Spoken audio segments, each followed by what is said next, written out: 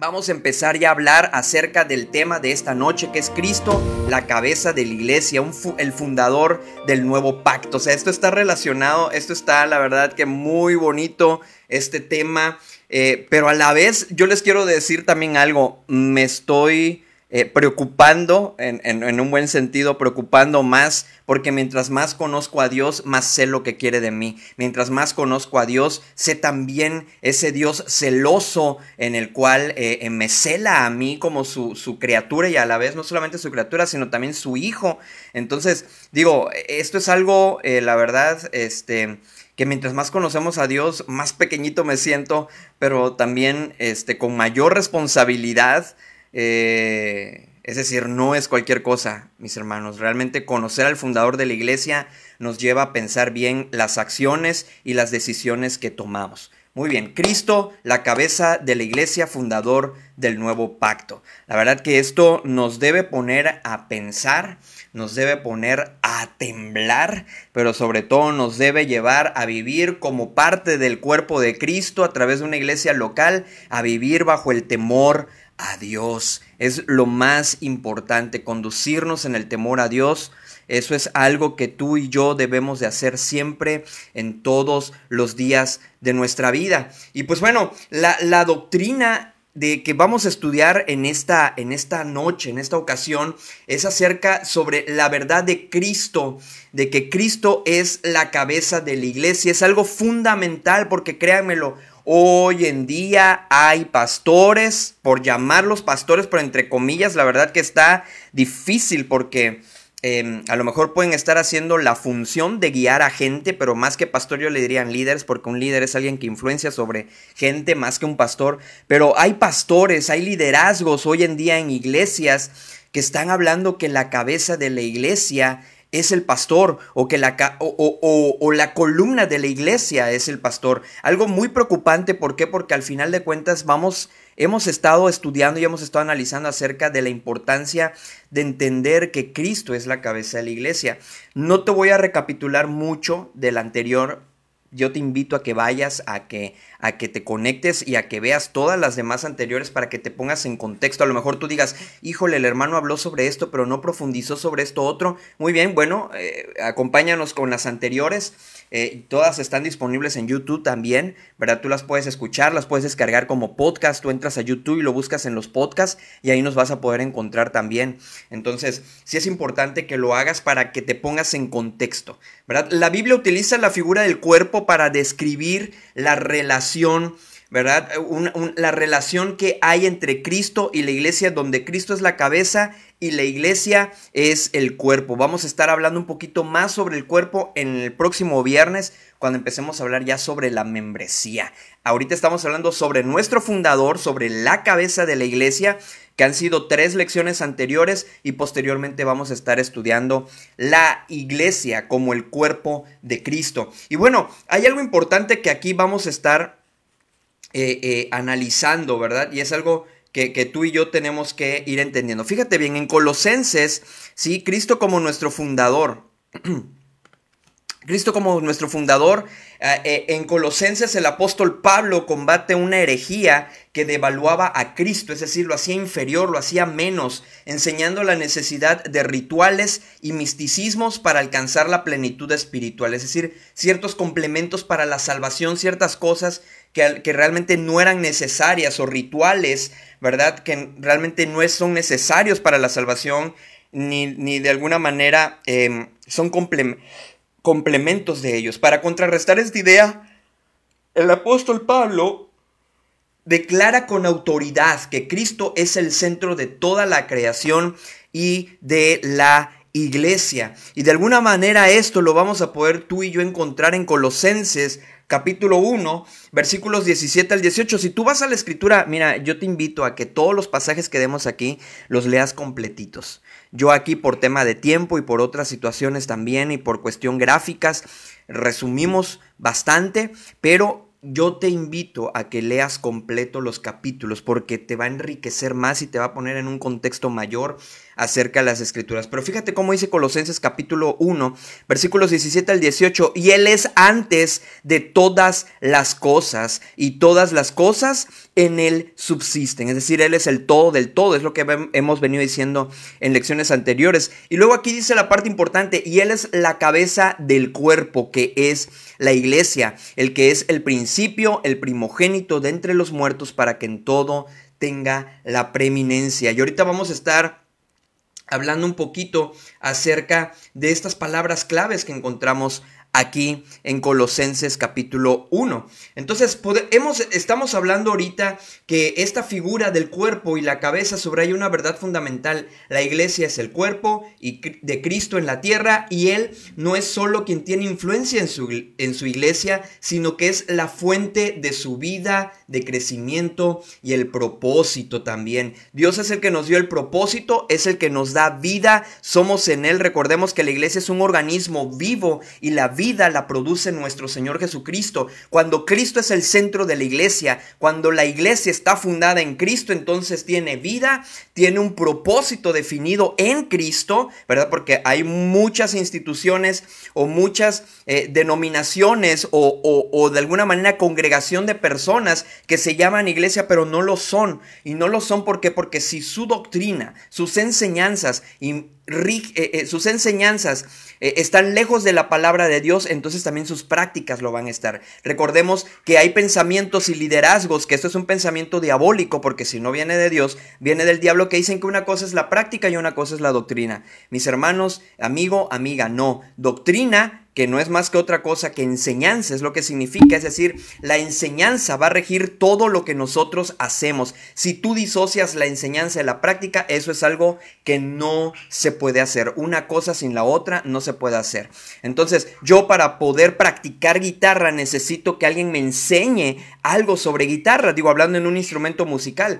Entonces, en ese sentido, si nosotros entendemos esta parte, que si hay alguien que a mí me enseñó, es decir, me adoctrinó para aprender a tocar guitarra, entonces yo voy a practicar la guitarra en base al fundamento, y lo voy a aprender a hacer en base al fundamento de lo que me están enseñando. Entonces, recuerden, no podemos disociar estas dos partes. Por lo tanto, tampoco ni la cabeza ni el cuerpo pueden estar disociados. Imagínate un cuerpo, yo, me quitan la cabeza. ¿Qué va a pasar con el cuerpo? No va a recibir ninguna señal, la cabeza de nada va a servir. En este caso, la cabeza como Cristo, como la cabeza de la iglesia, cuando se quita la cabeza de la iglesia, es decir, todas las doctrinas que Él nos ha enseñado, todo lo que, el fundamento en el cual nosotros debemos estar basado, que es Cristo, entonces el cuerpo pierde su efectividad. El cuerpo ya no sigue siendo parte de Cristo. Entonces eso es algo, y en Apocalipsis lo podemos ver. Vemos que todas las iglesias que desobedecían a la palabra de Dios, entonces el Señor Jesucristo les decía, entonces vendré a ti y quitaré tu calendero, ¿verdad? En el caso del calendabro que estábamos hablando, que es parte de la figura también del Espíritu Santo, dice quitaré tu calendero. También algunos hablan acerca que es el buen pastor, ¿verdad? Como es nuestro Señor Jesucristo. Entonces, de alguna manera vamos a perder esa conexión con Cristo, y al perder la conexión con Cristo como nuestro fundamento, entonces dejamos de ser iglesia de Cristo y pasamos a ser una simple secta, como está lleno el mundo de tantas sectas. Entonces eso es algo muy, muy importante que no debemos de perder de vista. Sin Él, la iglesia no puede funcionar de manera bíblica, de manera realmente que agrade y glorifique a Dios. Sin Él, la iglesia se vuelve una secta. A lo largo de la Escritura podemos encontrar diferentes figuras, tipos, cuadros, sombras de lo porvenir, como lo dice también en Colosenses capítulo 2, 17. Todo lo cual es sombra de lo que ha de venir, pero el cuerpo es de Cristo. Algo muy importante, el cuerpo es de Cristo. Entonces, mira, vamos a ver este cuadro rápidamente. Este cuadro que nos va a hablar acerca de lo primero. Cuando hablamos de que Cristo es la cabeza de la iglesia, estamos hablando que Él es el principal que influye, ¿sí? Que influye en la iglesia en cuanto a todo el conocimiento que se pueda tener. Y de igual manera, lo más importante es que Él tiene toda la autoridad. Él es el que tiene toda la autoridad y en su soberanía ha decidido darle autoridad, hacer partícipes de esa autoridad a la iglesia y a los oficiales de la iglesia. Pero sin embargo, todas estas dos llaves que vamos a empezar a ver cuando empecemos a hablar sobre la membresía de la iglesia, más bien sobre el cuerpo de Cristo, vamos a hablar de estas llaves importantes que se le dieron a Pedro en Mateo capítulo 16. Entonces, es lo que vamos a estar estudiando y para que veamos hasta qué punto tiene la iglesia autoridad y también los oficiales. Entonces, fíjense bien, liderazgo y autoridad. ¿Cuál es la función de la cabeza? La cabeza dirige y controla el cuerpo, ¿sí? Ahí tenemos nuestro cerebro y a través de diferentes órganos que tenemos en nuestro cuerpo, entonces son los que mandan la señal a todo nuestro cuerpo.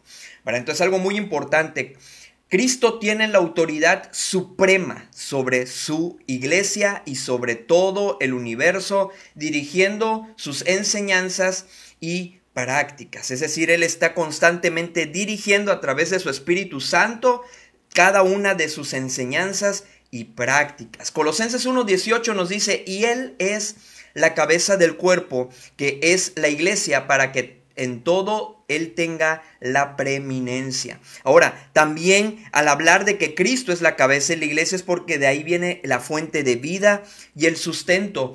Dice ahí mismo donde estábamos, todas las cosas, de alguna manera en Colosenses 1:17, todas las cosas, incluida la iglesia, subsisten en Él. Él provee lo necesario para la vida y el crecimiento del cuerpo. Si no estamos en Cristo, entonces perdemos la vida y por lo tanto también es una iglesia que se estanca. Cuando la iglesia hace a un lado la palabra de Dios, entonces es una iglesia que constantemente va a estar dividiéndose, es una iglesia que constantemente va a tener conflictos internos constantemente, es decir, no va a haber unidad, por lo tanto no va a haber vida y por lo tanto no va a haber crecimiento. Una iglesia que está en constante conflicto no va a crecer. No va a crecer, ni tampoco es una iglesia que va a estar permaneciendo unida. Todo lo contrario, es una iglesia que constantemente se va a estar dividiendo. ¿Por qué? Porque cada quien quiere hacer lo suyo, pero también algo importante es que personas que verdaderamente están buscando hacer la voluntad de Dios, al ver que sus liderazgos y todo esto no están llevando a cabo la iglesia, la están fundamentando sobre la roca que es Cristo, entonces estas personas vamos a salir de estas iglesias. ¿Por qué? Porque sencillamente estamos dándonos cuenta que no es una iglesia, sino que es una secta, porque dijimos que cuando la palabra de Dios deja ser el fundamento de todo lo que se cree y lo que se practica en una iglesia, entonces esta deja de ser una iglesia y pasa a ser una secta. Colosenses 1:17 nos dice, y Él es antes de todas las cosas y todas las cosas en Él subsisten. Si la iglesia no está fundamentada en la roca que es Cristo, entonces deja de ser iglesia, deja de subsistir y se convierte en secta. Ahora, también tenemos que entender que Cristo como la cabeza es el salvador de la iglesia. Como cabeza, Él es el salvador de su cuerpo, la iglesia. Se entregó a sí mismo por ella para santificarla y para cuidarla. Y eso lo podemos encontrar en Efesios capítulo 5, versículo 23. Dice, porque el marido es cabeza de la mujer, así como Cristo es cabeza de la iglesia, la cual es su cuerpo, y Él es su Salvador. Cristo como cabeza de la iglesia es nuestro Salvador. Es decir, que de alguna manera los que somos parte de una iglesia es porque ya hemos reconocido a nuestro Señor Jesucristo como nuestro único y suficiente Salvador. No necesitamos ningún complemento para ser salvos más que creer en el Señor Jesucristo y arrepentirnos. Es decir, abandonar nuestro pecado y empezar a dar fruto digno de arrepentimiento. Mi hermano, mi hermana, amigo, amiga, sencillamente las iglesias están llenas muchas veces de personas que no han nacido de nuevo, de personas que realmente no han tenido un encuentro genuino con el Salvador. Y esto, de alguna manera, es responsabilidad de todos los que formamos parte de la iglesia, de ver que las personas realmente sean hijos de Dios. ¿Y cómo lo vamos a darnos cuenta? Precisamente por el fruto. Es decir, de alguna manera podemos encontrar en la escritura que se decía, haced frutos dignos de arrepentimiento. Entonces, esto va a suceder cuando nosotros hayamos nacido de nuevo, y como parte del nuevo nacimiento es también que vamos a decidir tomar la decisión de bautizarnos como un acto de obediencia a nuestro Señor. Pero de igual manera, Cristo como la cabeza de la iglesia es la preeminencia, es decir, Él es el principio, el origen. Él es el que origina. Recuerden, el fundador de la iglesia es Cristo. Y lo vimos en las lecciones anteriores. Tú te puedes ir a cualquiera de ellos cuando empezamos a hablar de Cristo como el fundador de la iglesia. Entonces, Cristo es el origen de todo. En Él está la preeminencia y el primogénito de entre los muertos, asegurando así su posición como el más importante en todo sentido de todo lo que estamos estudiando. Colosenses 1:18 dice que el que es el principio, el primogénito de entre los muertos, para que en todo Él tenga la preeminencia. Él debe de tener siempre en todo el primer lugar. Él tiene todo, en todo el primer lugar. Él es antes que todo. Él es el todo. Entonces, de igual manera, cuando nosotros tenemos de cabeza a Cristo, hablábamos hace rato, va a haber unidad y también va a haber funcionalidad. Entonces, si tú empiezas a darte cuenta que en algunos de estos puntos a lo mejor dices tú, híjole, no, aquí en mi iglesia no hay unidad, o en el lugar donde yo me estoy congregando no hay unidad, la verdad las cosas no funcionan bien, entonces es porque han dejado de tener a Cristo como el fundamento de sus vidas. Han hecho a un lado la palabra de Dios en puntos esenciales y primordiales. Entonces, eso es algo muy importante que tú y yo lo tengamos en cuenta. La iglesia como su cuerpo está unida a Él y entre sí y debe someterse a su dirección, tal como el cuerpo obedece a la cabeza. Efesios 4:15 al 16 dice, sino que siguiendo la verdad en amor, crezcamos en todo, en aquel que, ¿qué dice ahí? Es la cabeza. Esto es, ¿quién? Cristo, de quien todo el cuerpo, bien concertado y unido entre sí por todas las coyunturas que se ayudan mutuamente según la actividad propia de cada miembro, recibe su crecimiento para ir edificándose en amor.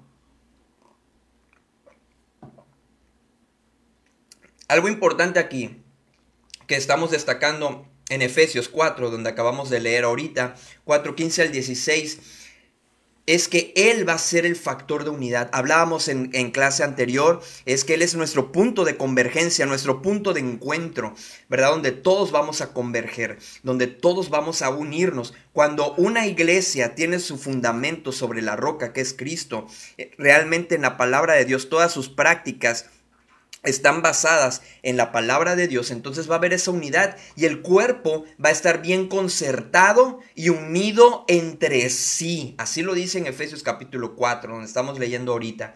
Dice, van a estar concertados.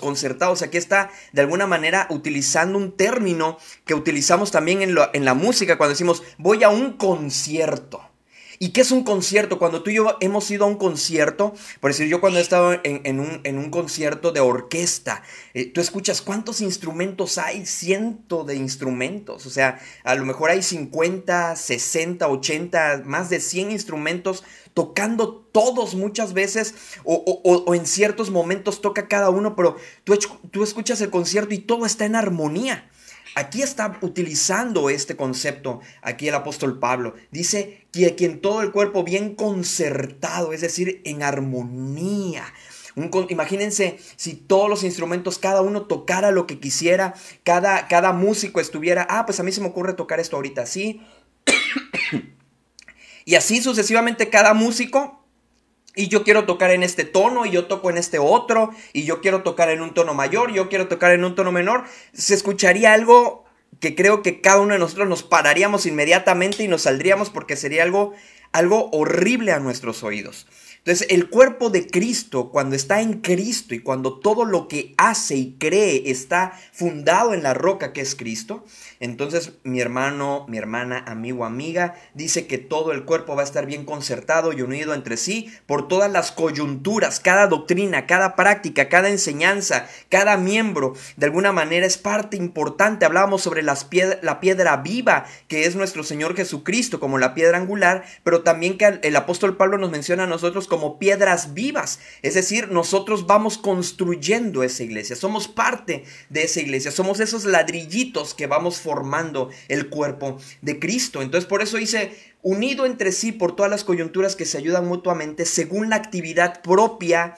de cada miembro, cada don, cada talento que Dios te ha dado. Dios te lo ha otorgado, Dios te lo ha regalado. Si en algo somos competentes tú y yo, es porque nuestra competencia viene de Dios. Y esa competencia, esos miembros competentes que tú y yo somos, es porque sencillamente Dios nos lo ha dado. Y cuando tú, por eso la importancia de servirnos unos a otros, de un servicio mutuo. Los talentos que yo tengo y los dones los pongo al servicio tuyo. Por decir, Dios me ha dado el don de la enseñanza. Ese don de la enseñanza yo lo estoy poniendo al servicio tuyo a través de estos estudios.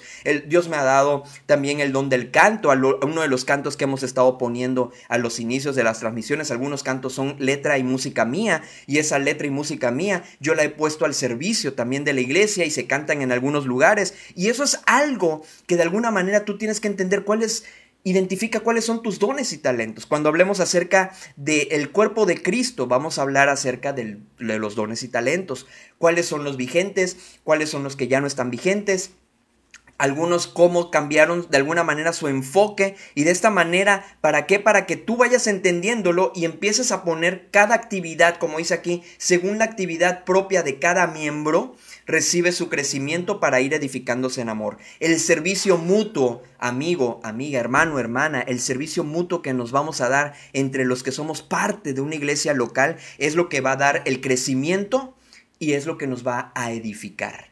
Esos dones que tú tienes, esos talentos que tú tienes, al tú ejercerlos dentro de la iglesia, al ponerlos al servicio dentro de la iglesia de Dios, entonces va a ayudar a que la iglesia crezca y a que la iglesia se edifique. Y sí, es algo muy, muy importante y en lo que vamos a ahondar en nuestras próximas lecciones que vamos a ir teniendo. Entonces, esto es algo muy importante que tú y yo tenemos que ir destacando, ¿sí?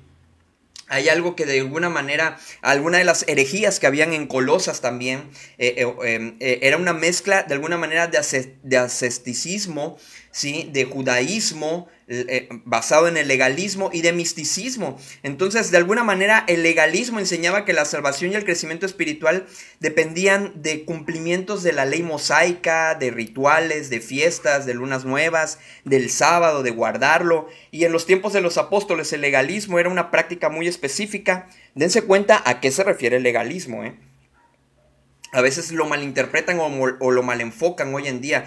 Todo aquello que va y que de alguna manera nuestro Señor Jesucristo fue una piedra de tropiezo también, como fue una piedra viva, fue una piedra de tropiezo porque su enseñanza, todo esto confrontaba en ese sentido, viene siendo, es decir, entonces cuando tú y yo muchas veces confrontamos con la palabra de Dios, siempre nos van a señalar muchas veces de legalistas, de fariseísmos, de que eso es doctrina de hombres. Cuando tú a través de la palabra de Dios hablas a lo mejor acerca de una práctica sobre la vestimenta, hablas acerca de una práctica como por decirlo también, qué tan bueno es escuchar música secular, otras cuestiones, otros principios que hay en la escritura, en los cuales cuando tú empiezas ya todo eso es legalismo, eso es mandamiento de hombres, a eso muchas veces a eso le adjudican hoy el día el legalismo, pero no, podemos ver que el legalismo de alguna manera es eso que había en aquel entonces, que querían judaizar a la gente, querían incluir rituales para salvación, fiestas, el guardar el sábado y muchas otras cosas más. Entonces, estas prácticas estaban impulsadas principalmente por un grupo de creyentes judíos conocidos como judaizantes, y el centro de su error no era simplemente el cumplimiento moral de la ley, sino la insistencia en que las obras de la ley de Moisés eran necesarias para salvación y para la plena aceptación en la iglesia. Igual tenían un conflicto central que era la circuncisión. De alguna manera en Hebreos 15:1 podemos ver, dice, si no circuncidáis conforme al rito de Moisés, no podéis ser salvos. Entonces, de alguna manera ellos querían judaizar en todo esto, y podemos ver también un conflicto del cual ya hablamos en una lección anterior también. Segundo conflicto, guardar la ley mosaica, observancia de días y fiestas, leyes dietéticas, es decir, ciertas comidas de las cuales se tenían que abstener, y todo esto que es una práctica y un mandamiento que se le dio a los judíos, no a los gentiles, nosotros. Entonces, de alguna manera, estas exigían a los creyentes gentiles que cumplieran con las leyes judías de pureza sobre los alimentos, lo limpio e impuro. Y cuando nosotros leemos en ese contexto, nos vamos a dar cuenta que realmente todo Dios lo hizo bueno. Entonces, si es algo que que nosotros, digo, ahorita nada más lo estoy mencionando así para que pasemos a la siguiente parte que quiero que vayamos analizando en este estudio, ¿sí? Porque es bastante, créanmelo, es bastante información. Estoy tratando de resumirlo lo más que se pueda. Sin embargo, primeramente Dios, les quiero aprovechar a decir, Familia sobre la Roca es un pequeño grupo que estamos empezando ahorita, donde vamos primeramente Dios a ir estableciendo una nueva iglesia, y lo que vamos a hacer es precisamente profundizar en nuestros estudios que vamos a ir teniendo cada vez más en esto cuando volvamos a retomar las clases de eclesiología. Pero sin embargo, fíjense bien, separación de Cristo. Orgullo y jactancia es lo que podemos encontrar en el legalismo. También una doble moral, hipocresía. ¿Por qué? Porque les hacían cargar cosas que ni siquiera ellos mismos podían cumplir, ¿verdad? Entonces, en resumen, todo esto y el asceticismo también, que se promovía la autonegación y un trato severo del cuerpo como un camino para alcanzar la santidad. La famosa flagelación, ¿no? Que se lastimaban el cuerpo para que de esta manera se sintieran más puros, más santos, ¿no? Y lo podemos ver también que pues esto no lo debemos de hacer. ¿Por qué? Porque el cuerpo es templo del Espíritu Santo, como lo podemos encontrar en 1 Corintios capítulo 6, 19. El misticismo y el culto a los ángeles, los falsos maestros promovían la adoración de ángeles, afirmando que eran intermediarios necesarios entre Dios y los humanos, cuando sabemos que Cristo es el único intermediario entre Dios, ni siquiera María, como dicen los católicos, ¿verdad? Entonces, sí es algo que tú y yo tenemos que tener muy claro. Ahora, hablando de la supremacía de Cristo, en el contexto de Colosenses capítulo 2, 17, que estamos hablando sobre todo lo cual es sombra de lo que ha de venir, pero el cuerpo es de Cristo, es una declaración crucial que el apóstol Pablo utiliza como una figura de la sombra y el cuerpo para descalificar de alguna manera las prácticas legalistas y ritualistas de estas herejías que se estaban infiltrando en la iglesia de nuestro Señor Jesucristo. En Colosenses capítulo 2, versículos 9 y 10 nos habla, dice, porque en él habita corporalmente toda la plenitud de la deidad, y vosotros estáis completos en él, que es la cabeza de todo principado y potestad. Te repito el versículo, Colosenses capítulo 2, versículos 9 y 10, para que tú lo leas. Estamos completos ¿en quién? En Cristo, que Él es la cabeza de todo principado y potestad. Cristo es el verdadero cumplimiento de la ley y los profetas. Cuando tú vienes a Cristo, entonces llega la realidad de todo. Ya todas esas sombras de lo que hablaban los profetas y todos los cumplimientos ya se estaban cumpliendo en Cristo. Entonces, ahora fíjate bien, te quiero hablar acerca de esta parte de la supremacía de nuestro Señor Jesucristo. Recordemos que estamos hablando sobre el fundador de la iglesia, ¿sí? Cristo como el todo de todo. Él es la imagen del Dios invisible. Fíjate cómo Colosenses capítulo 1, versículos del 15 al 20. Mantente en Colosenses. Colosenses 1, ¿sí? Del 15 al 20. Fíjate bien cómo va diciendo. Él es la imagen del Dios invisible, el primogénito de toda creación. Porque en él fueron creadas todas las cosas, las que hay en los cielos y las que hay en la tierra, visibles e invisibles, sean tronos, sean dominios, sean principados, sean potestades. Todo fue creado por medio de él y para él. Y él es antes de todas las cosas. Él no tiene principio ni tiene fin. Es el alfa y el omega, como dice la escritura. Y todas las cosas en él subsisten. Y él es la cabeza del cuerpo, que es la iglesia, el que es el principio, el primogénito de entre los muertos, para que en todo tenga la preeminencia, por cuanto agradó al Padre que en él habitase toda plenitud, y por medio de él reconciliar consigo todas las cosas, así las que están en la tierra como las que están en los cielos, haciendo la paz mediante la sangre de su cruz. Entonces los términos primogénito y preeminencia son fundamentales para esta teología del conocimiento de Dios del apóstol Pablo, que él hace, y su refutación sobre las falsas enseñanzas que habían en Colosas, ¿verdad? Que es la carta a la que se está escribiendo ahorita a los colosenses. Estos conceptos no se refieren al orden de nacimiento de Cristo, sino a su supremacía, a esa posición de autoridad en la creación y en la iglesia. Esto es algo muy importante, porque por lo regular el primogénito se le llamaba a aquel que fue el que nació el primero. Por decir, yo soy el primogénito en mi familia, mi papá, mi mamá yo fui el primero de los que nació y luego vienen mis 2 hermanas, ¿verdad? Mis 2 hermanas menores.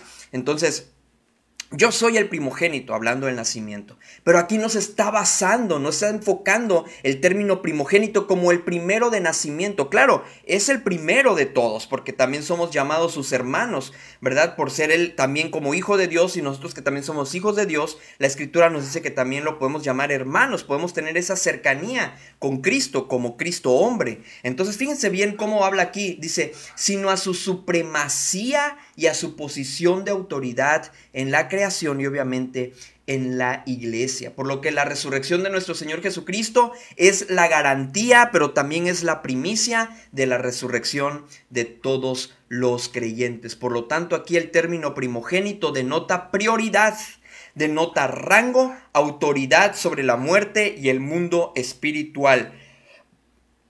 Entonces, si logramos entender esta parte, por favor. Cuando habla de primogénito, está hablando de ese orden de autoridad, esa posición que él tiene, está por encima de todo y en todos. La preeminencia del griego, de alguna manera que también viene, dice tener el primer lugar o ser el más importante. Entonces Pablo aquí está concluyendo parte de su declaración afirmando que Cristo dice para que en todo tenga la preeminencia. Resume el propósito de la obra de Cristo, su resurrección y la exaltación, asegurando que Él tiene la supremacía absoluta sobre toda la creación. Él es el primero que todo. No hay nada que esté por encima de Él. Si en tu iglesia tu pastor está por encima de lo que Cristo enseña, abusado porque está usurpando un lugar que no le corresponde. O algún líder que esté queriéndose pasar por encima de lo que la palabra de Dios dice, que eso es hacer a un lado la cabeza que es Cristo. Entonces, amigo, amiga, huye de ese lugar, salte inmediatamente. ¿Por qué? Porque sencillamente te van a llevar a agradar más al hombre que a Dios. Entonces, la supremacía de Cristo nos habla que Cristo es la cabeza, Él es el primogénito, es decir, Él tiene toda autoridad sobre todo, Él tiene la preeminencia, no hay nada que esté por encima de Él. Entonces, de alguna manera, Cristo está aquí con esto. El apóstol Pablo estaba afirmando y contrarrestando a la vez las herejías que intentaban degradar a Cristo, colocándolo muchas veces al mismo nivel que los ángeles o las leyes o rituales o los mismos profetas. Entonces, fíjense bien, Juan 13:16 nos dice: el siervo no es mayor que su señor, ni el enviado es mayor que el que lo envió. Juan 13:16. Jesucristo es la cabeza del cuerpo, la iglesia. Esto de alguna manera nos está hablando que nos va a dar autoridad, está dando autoridad y dirección, porque es la función de la cabeza. La cabeza da dirección y voluntad a todo el cuerpo humano. Cristo tiene la autoridad suprema y provee la dirección esencial a su iglesia a través de su palabra y su Espíritu Santo obrando en nosotros. Es fuente de vida y crecimiento. Es de Cristo la cabeza, de donde fluye la vida, la vitalidad y el sostenimiento necesario para que el cuerpo crezca y funcione correctamente. Entonces, ¿qué pasaría, amigo, amiga, hermano, hermana, si no tuviéramos cabeza? La función de la cabeza en el cuerpo es absolutamente vital, ya que es el centro de control y procesamiento de todo el organismo. La función primordial es proteger de alguna manera y albergar el encéfalo, compuesto por el cerebro y el cerebelo y el tronco encefálico. Es como la computadora central del cuerpo. Entonces, además alberga los sentidos principales como son la vista, el oído, el olfato y el gusto. ¿Se dan cuenta la importancia de la cabeza?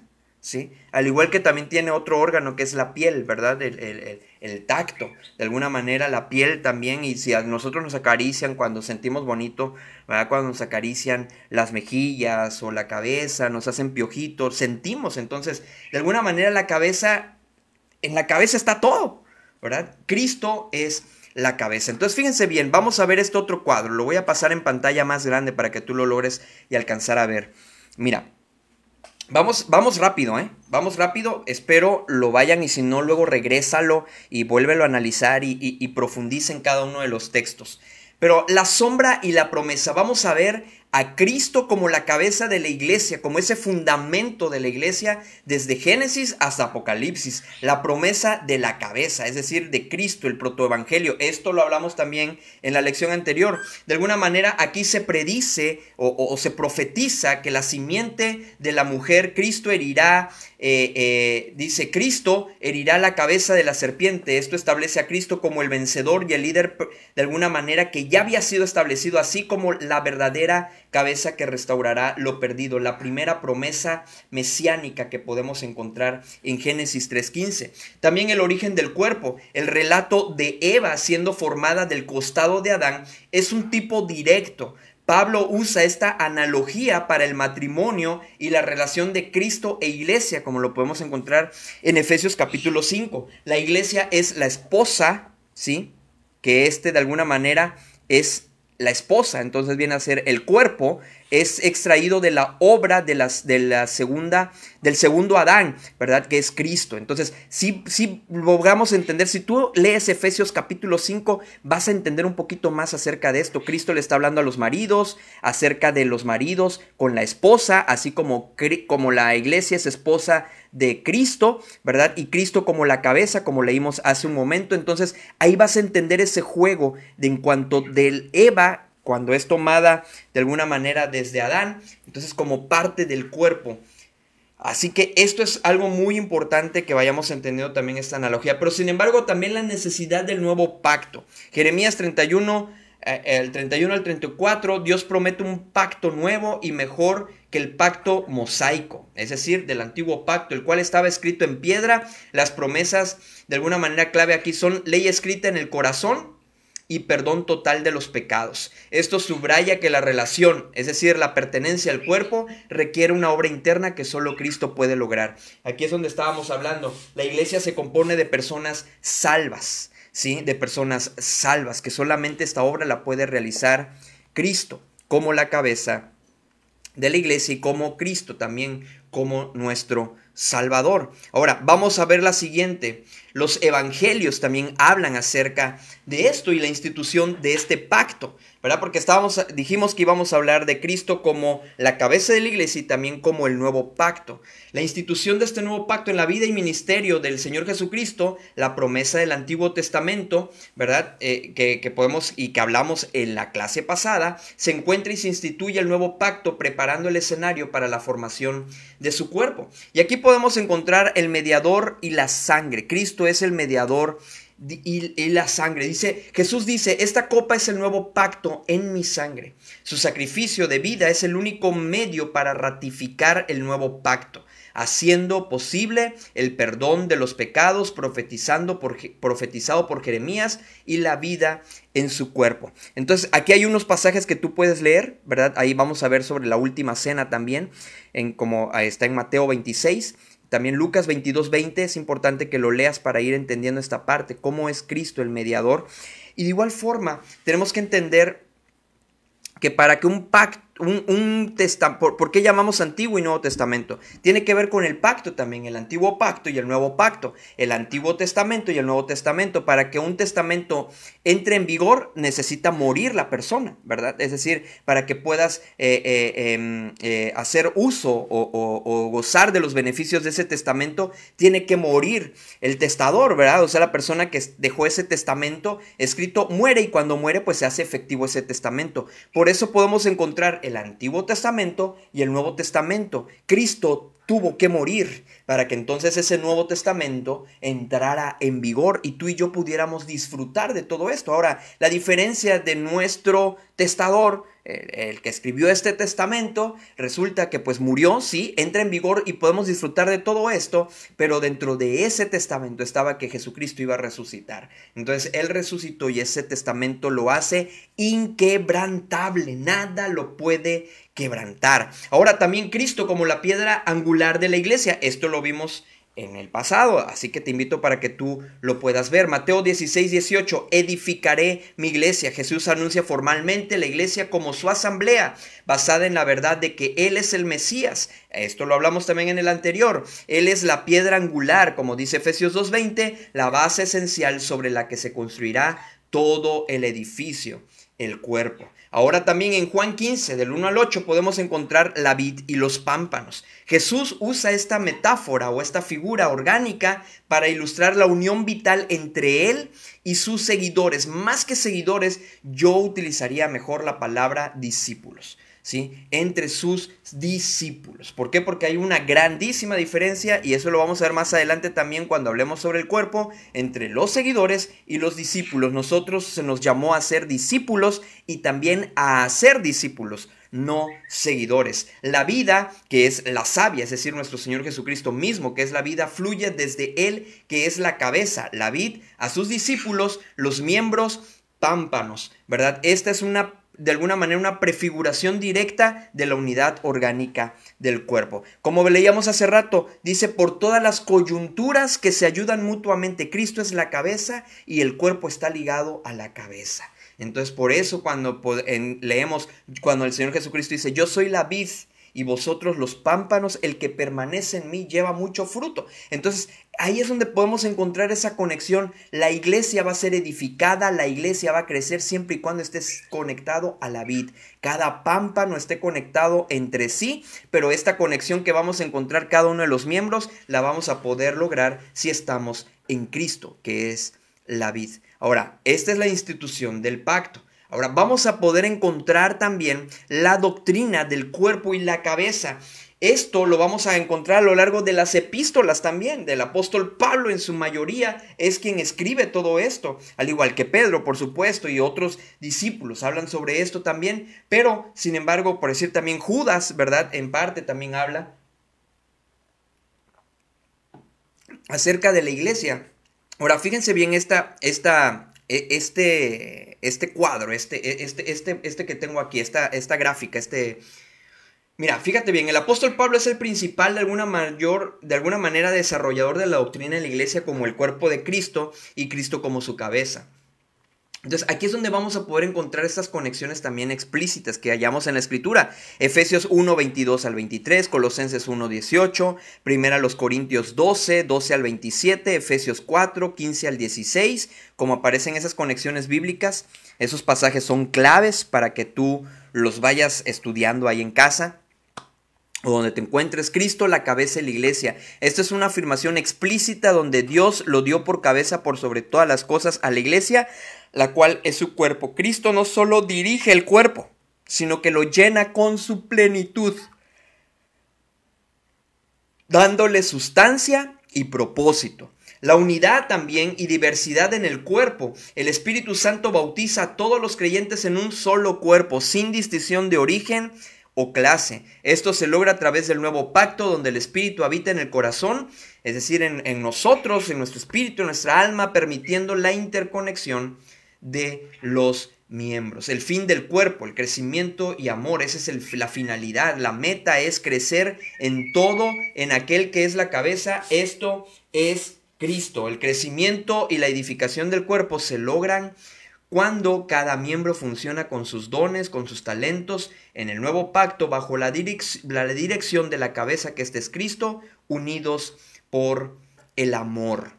Entonces, eso de alguna manera es el vínculo perfecto, el amor. Ahora, en Apocalipsis podemos encontrar parte de esta consumación del cuerpo, para que nos demos cuenta cómo está ligado todo, ¿sí? Algo de lo que estamos tocando, y no lo profundizo mucho porque es algo que ya vimos en las lecciones anteriores. Entonces, para que tú lo puedas encontrar y ponerte en contexto. Ahora, la consumación del cuerpo. Fíjate bien aquí, el libro del Apocalipsis concluye la narrativa bíblica al presentar el destino final de la iglesia, el cuerpo en una unión perfecta y eterna con su cabeza. Fíjate bien cómo habla acerca de la novia del Cordero, Apocalipsis 19, 7 al 9, 21, también lo podemos encontrar en 2 al 9. La iglesia, el cuerpo de Cristo, es presentado en su estado glorificado como la novia de Cristo, del Cordero. Esta metáfora o esta figura de matrimonio es la culminación de la relación cabeza-cuerpo, como lo podemos encontrar en Efesios capítulo 5, 31 al 32, donde habla acerca de Cristo como el esposo, como el novio, y la iglesia como la novia de Cristo. ¿verdad? Entonces eso es algo que no podemos perder de vista. Ahora también la Nueva Jerusalén, la santa ciudad que representa al pueblo redimido, desciende y Dios morará con ellos. Ya no hay templo porque el Señor Dios Todopoderoso es el templo de ella y el Cordero. Esto demuestra la ciudad plena y sin velos, lograda por el nuevo pacto. Entonces, de alguna manera, nosotros somos ese pueblo redimido por la sangre del Cordero, que vamos a estar habitando y vamos a hacer esa nueva Jerusalén. El reino eterno, Apocalipsis 22, 3 al 5, la maldición de Génesis es abolida, ¿sí? Y el pueblo de Dios, el cuerpo de Cristo, va a reinar para siempre con su cabeza, con Cristo. Este es el cumplimiento total de la autoridad que Cristo recibió como cabeza, compartida ahora con su cuerpo. De alguna manera, en resumen, pudiéramos entender que la figura de Cristo como la cabeza de su cuerpo, la iglesia, el cual Él ha prometido en el Antiguo Testamento, se consuma en la gloria final que podemos encontrar en Apocalipsis. Entonces, Cristo es el fundador de ese nuevo pacto. La soberanía de Cristo como cabeza de la iglesia se establece firmemente y se hace efectiva bajo los términos del nuevo pacto, el cual él mismo instituyó con su sangre. Ahora tenemos ese acceso directo. Tenemos un acceso directo al nuevo pacto, a ese nuevo pacto que Cristo estableció como nuestro sumo sacerdote eterno, quien intercede por su iglesia ante Dios, como lo dice ahí en Hebreos capítulo 9, versículo 24. Como cabeza de la iglesia, Él nos asegura una relación continua y a la vez también permanente, ¿verdad? Donde antes estaba restringido bajo el antiguo pacto, pero ahora en Cristo ya no podemos acercarnos confiadamente al trono de su gracia. Aquí de alguna manera podemos estar concluyendo que la verdad de que Cristo es la cabeza de la iglesia es garantía que su pueblo está dirigido, está bajo el cuidado, de alguna manera su pueblo es amado y ha sido redimido por Él. Esta relación de cabeza-cuerpo es una realidad espiritual, pero a la vez también tangible y práctica, establecida por su sacrificio y mediación en el nuevo pacto, el cual asegura la vida, nos asegura la unidad y también de alguna forma cuando la iglesia está fundamentada en la roca que es Cristo, cuando está poniendo en ejercicio la palabra de Dios como su única regla de fe, orden y práctica, entonces va a ser una iglesia obediente por medio de la obra del Espíritu Santo. Entonces, fíjense bien, cuando podemos encontrar esto, entonces podemos encontrar que Jesús es superior a todo. Es mejor que los profetas, es mejor que los ángeles, y ahí vienen las citas bíblicas, es mejor que Moisés y Josué y que cualquier otro profeta, es mejor que el sacerdocio levítico, es mejor que los sacrificios del antiguo pacto. Jesús es superior a todo, ¿sí? Es superior a todo.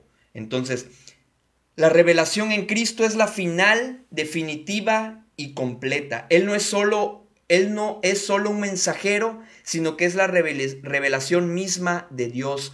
En Cristo, la sombra del antiguo pacto se convierte en la sustancia, en la esencia. Ya no es algo borroso, sino es una imagen clara y total. Entonces, amigo, amiga, hermano, hermana, cuando nosotros entonces entendemos que Cristo es la cabeza de la iglesia, que Cristo es la supremacía, Él está y es superior a todo, entonces tú y yo vamos a estar confiados en Él. Él es el pastor de pastores, es el príncipe de los pastores y cada pastor debe seguir el ejemplo y debe replicar a ese pastor que es Cristo. Porque el príncipe de los pastores es el que los va a premiar a ustedes o sencillamente al momento de poner sus obras van a ser pesadas y a lo mejor sea solamente heno y hojarasca. Va a ser como el tamo que arrebata el viento. Entonces, realmente como pastores, aquellos que hemos tenido un llamado al pastorado, aquellas personas que hemos tenido ese llamado a ser oficiales en la iglesia, la pregunta es ¿qué tanto realmente Cristo está por encima de nosotros? hasta donde nosotros muchas veces pudiéramos, y me incluyo, porque nadie está exento. En cualquier momento podemos hacer un lado la escritura y ponernos nosotros como cabeza. En cualquier momento lo podemos hacer. La única forma y la garantía de que esto no suceda es cuando la iglesia estudia, cuando la iglesia se prepara, cuando la iglesia escudriña las escrituras, escarba, medita en la escritura. Es la única forma en la cual va a poder proteger también a sus pastores y a sus líderes. Porque si la iglesia ignora, ¿por qué muchos pastores y líderes hoy en día prefieren tener una iglesia ignorante, una congregación de creyentes ignorantes? Porque así van a poder hacer y deshacer con ellos a como quieran. La ignorancia, de alguna manera, va a poder permitir esto, que puedan hacer y deshacer con esas personas como ellos quieran. Por eso muchos pastores no lo enseñan esto desde un púlpito. Y mucho menos lo que vamos a aprender y lo que vamos a recordar y lo que vamos a estudiar en estos próximos días. Acerca de la autoridad que Dios le ha dado a la iglesia, la autoridad que Dios le ha dado a los oficiales. Ahorita sí vamos a entrar ya en materia el próximo viernes, primeramente Dios, acerca de esto. Por eso muchos líderes y pastores no lo enseñan desde un púlpito. ¿Estás en desacuerdo sobre esto, sobre cómo es el modelo de gobierno de la iglesia? ¿Estás en desacuerdo en eso? ¿Estás en desacuerdo en ciertas otras doctrinas? Que recuerden, doctrina y práctica, toda práctica es regida por una doctrina. Por lo tanto, no podemos decir, eso es una cuestión de práctica nada más. La cuestión del gobierno es una cuestión nada más administrativa con la que yo difiero. No. Si es una cuestión administrativa o de práctica, están transgrediendo una doctrina. Entonces, ¿cuál es esa doctrina? Eso es lo que vamos a ir aprendiendo en próximos días. Entonces, si la iglesia desconoce esto y la iglesia dice, no, pues yo nada más llego, me siento comodito, que ya me den todo desmenuzadita la comida, el alimento espiritual, ya el predicador me lo está dando, no, yo me quedo con lo que ellos me dicen, no, como es el pastor, entonces él es infalible, él no falla, él nunca pudiera fallar, entonces yo me voy con que todo lo que él me dijo es cierto. Y no hacemos como la iglesia, los bereanos, ¿no? Como podemos encontrar ese ejemplo de ir a ver lo que dijo, ¿será verdad? A ver, ¿qué tan cierto es? Por decir, si me hablaron acerca de la disciplina en la iglesia, a ver si realmente así lo dice la escritura, o de la restauración, o de cómo se deben de tratar los pecados, o también acerca de cómo debe de ser el gobierno de la iglesia, la autoridad que Dios le ha dado al pastor, a los ancianos, cómo debe de ser el modelo bíblico de iglesia, que lo podemos encontrar en la escritura y lo que vamos a empezar a estudiar. Y si no va conforme a la escritura, entonces sencillamente ese pastor está empezando a ser la cabeza de la iglesia y no Cristo. Eso es lo que nos va a ayudar, pero ¿cómo vamos a poder llegar a eso? Estudiando, conociendo más al fundador de la iglesia, conociendo más de cómo Cristo estableció su cuerpo en la iglesia, qué autoridad le dio Cristo a su iglesia, a su cuerpo. Si tú no estudias, si tú no meditas, vas a ignorarlo y van a hacer de ti lo que ellos quieran. Por eso es importante que tú y yo estemos meditando día y noche, dice la escritura, porque entonces haremos prosperar nuestro camino y todo nos saldrá bien. Vamos a estar unidos a Cristo. Y parte de esto que podemos encontrar es dos cosas importantes concluyendo como el fundador de nuestra iglesia. Es que la salvación no se pierde y la salvación no se complementa. Cristo es la plenitud de todo. El que tiene a Cristo lo tiene todo. La salvación no se pierde. Si alguien estuvo en la iglesia y se vuelve a mundo y nunca regresa, no es que esté perdiendo algo, es sencillamente que nunca fue hijo. Por lo tanto, ¿cómo puedes perder algo que nunca tuviste? Sin embargo, si fue verdaderamente un hijo de Dios, entonces va a regresar así como el hijo pródigo. Va a regresar así como muchas personas que hemos caído en pecado, pero el Espíritu Santo nos constriñe, nos está redarguyendo, nos está confrontando con nuestro pecado. Cuando alguien verdaderamente es hijo de Dios, va a regresar, se va a corregir, va a abandonar el pecado. Cuando no es hijo de Dios, entonces esos frutos dignos de arrepentimiento no van a ser manifestados. ¿Por qué? Porque sencillamente no es nacido de Dios. Tampoco necesitamos nada que complemente la salvación, ni las obras, ni el bautismo, ni el cumplimiento de la ley, ni nos compete guardar el sábado, ni otros rituales o prácticas que, como hemos visto, solo son sombras para alcanzar salvación o perdón de pecados. Eran sombras, cuadros, tipos, era un medio para alcanzar el fin. Los sacrificios que se hacían, ahorita nosotros ya no tenemos que andar sacrificando corderos, ya no tenemos que andar haciendo rituales de sangre, para que haya, no, porque ya Cristo es el cumplimiento de todo. Esas sombras, esos cuadros, esos tipos, esas figuras ya están cumplidas en Cristo. Y Él, como dice Colosenses capítulo 1, 17 y 18, y Él es antes de todas las cosas, y todas las cosas en Él subsisten. Y Él es la cabeza del cuerpo, que es la iglesia, el que es el principio, el primogénito de entre todos los muertos, para que en todo tenga Él la preeminencia. Así que bueno, agradeciendo a cada uno, gracias por acompañarnos hasta este momento. Gracias, Matrimonio sobre la Roca, todos los que nos están viendo a través de Matrimonio sobre la Roca. Dios les bendiga, gracias por acompañarnos, conectados, también los que nos están viendo a través de Conectados, gracias por acompañarnos. Familia sobre la Roca, también todos los que nos están viendo a través de Familia sobre la Roca, gracias también por acompañarnos. En los que nos están viendo a través de mi página de Joel Garland, gracias, la verdad, gracias. Ayúdenme a orar, por favor, mucho por mí, por mi familia. Gracias por acompañarnos. Vamos a terminar con una oración y de esta manera nos despedimos. Amado Dios, gracias por todo lo que haces con nosotros y también por todo lo que haces en nosotros.